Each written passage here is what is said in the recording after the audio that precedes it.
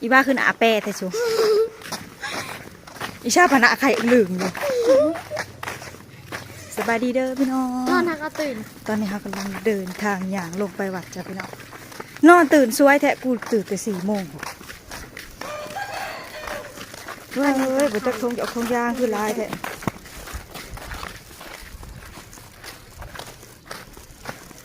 บนทาง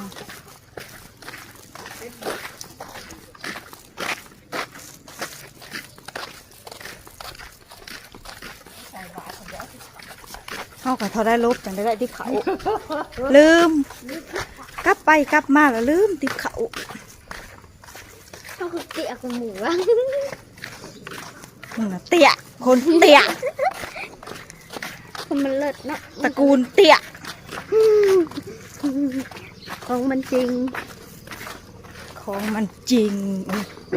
ไหนเนี่ยพ่อ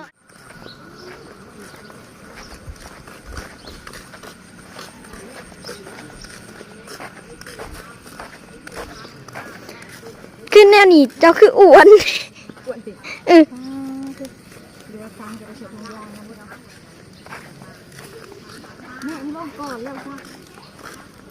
เรายังบ่ได้อาบน้ำเราบ่ทันมาซ้ำไม่พอถ่ายอยู่เลยฮะจ้ะเราให้ถ่ายอยู่เลยฮะอย่างนะไปก่อนแล้วลูกก็ถ่ายอยู่อ่ะเหมาะเลยเปิดออกมาจนมาก่อน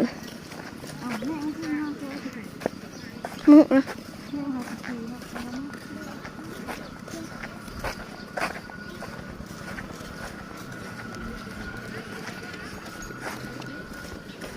มานำล้างกันว่าสิบนาที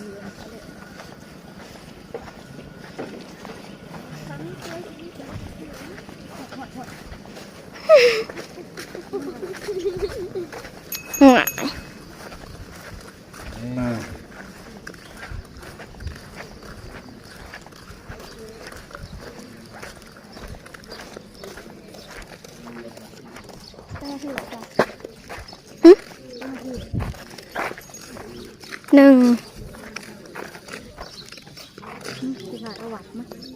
หอดวัดเรียบร้อยจ้ะพี่น้อง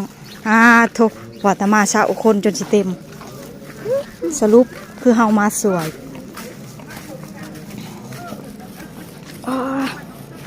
ย่างมากพี่น้องเดินวัดกันสิประมาณนี้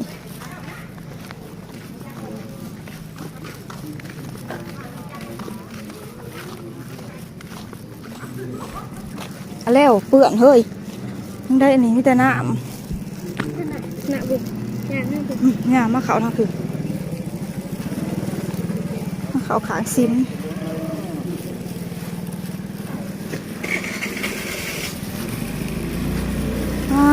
ตัวม้าใหญ่บริเวณแต่ว่าม้าน้อยม้าใหญ่พี่น้อง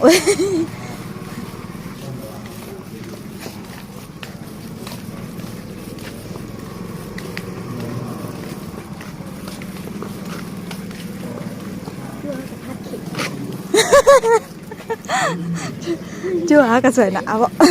ถามแม่มึงดีเท่านี้แหละมาพ่อขึ้นไปเลยไปนั่งขา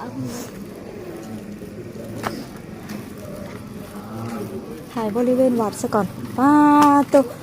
ว่ามาแต่เช้าจู่น้อยฮะกับพัดเขียวพี่น้องจู่น้อยฮะกับทูเขียวโทรดูแม่มึงมาแล้วเอากระแซดเอาตีแซดเอาตีแซดด้วยมึงอย่าถ่ายบอกมินิแซดบริปลามอนหายกูถือมาเผื่อมาแล้วบอสแต่นาโคกับไก่ได้พี่น้อง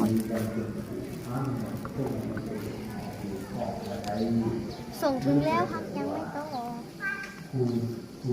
ตื่นไม่ใหญ่ยังบ่มา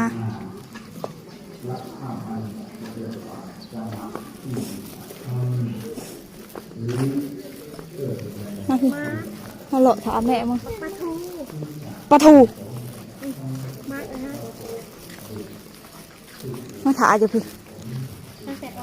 เสร็จหาปลามอนดูมาแล้ว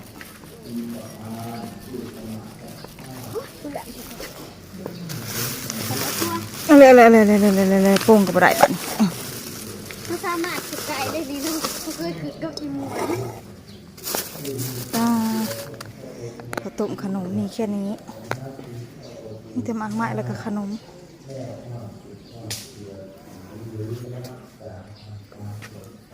อันนี้หอกองพี่น้องถาดนี่ก็หลายบริเวณวัด เนี่ยอาคาลาย กว้างอยู่พี่น้องเสียงเฉลกแม่ออกมาเลยเฮ้ช้า จะบอกว่าแม่จะไม่รู้สิหนังเกิดค่ะ บ่แหละบ่เห็นแม่มันก็เจอลงมาแหละเอามาเร็วซาเล็งซาใจไผฉนังนำนะเฮ้ยนะเขาโผล่มาเลย เดี๋ยวนะข้ามันแม่นบ่เดี๋ยวนะโมแม่น ผู้เดียว อะไร ไปวางไปห้องซึ่งอยู่หมดจน มาเสาโพดเจอหน่อยฮะกระสวนอ่ะ โตมาห้องนั่งซึ่งอยู่ที่ไหนบอก บริเวณวัดพี่น้อง เขาบอก กันยัง ห้องน้ หาไผฮะ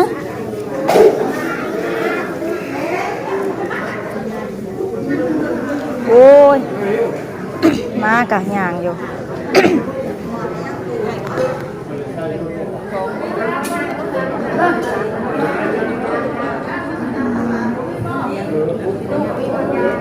แม่น้องไม้ได้เสื้อโซ่เอ้นอกพี่น้องแม่น้องไม้อยู่กลางเอื้อยแม่น้องไม้ใส่เสื้อลายๆนางสมกึบ้านเฮ็ดแต่หนามั้งซะ ถ่ายได้แต่หนาอิชาเพ้ออยู่ อิชาว่าหูเขากับไข่จะเป็นอย่างหูอ้วน ตาเขาคือตูบอันนี้ก็ไข่ ป้าหูอ้วนเลย อ้วนทำไมประมาณนี้แล้ว บริเวณวัดกสิประมาณนี้พี่น้องกว้างเติบอยู่ อันนี้ก็ลูกนึงไข่ แต่ว่ายามฝนเนี่ยมันกสิบอเกี่ยงบ่อนะปันได้ฟอว่าฝนทำตัวหน้าเลยค่ะสีเพิ่นสีอยากดำพี่น้องเอาอันไหนผลพละเฮ้ยผลพละเฮ้ยนี่เมาแต่เลนผัดพละ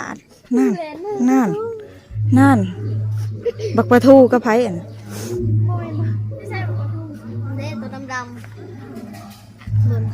สื่อมาก็สื่อบักปลาทูพี่น้อง เหมื เอ้ อย นปลาทูได้บอกปลาทูจนไปเมื่อแล้ว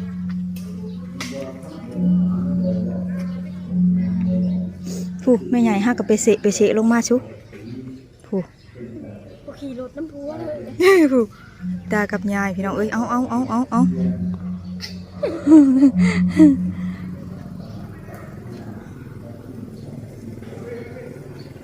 เฮ้ยมาแล้วปลาม่อนมาแล้วชุพี่มาแล้ว พี่พ่อละถาอ้าวยุง เป็นดำเลยนี่นะ เสร็จออกเลยไหม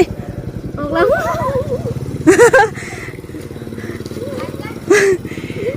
เอาหัวฟัน กำลังว่าสิโทรหาเดี๋ยวว่ามาบ่ได้ นี่หันเด้อเขาอย่างไปเขาอย่างพลาด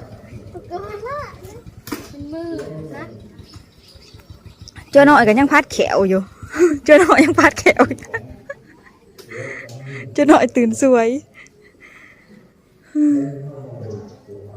สัมพอนก็ยังนิ่ง นะ ตัวน้อย อืมโอเคแล้วจ้ะพี่น้องตอนนี้น้องมาก็มาฮอดวัดเรียบร้อยก็ขอจบคลิปไว้สำหรับนี้สักก่อนเด้อพี่น้องเด้อถ้าพอกันมาคลิปหน้าจ้า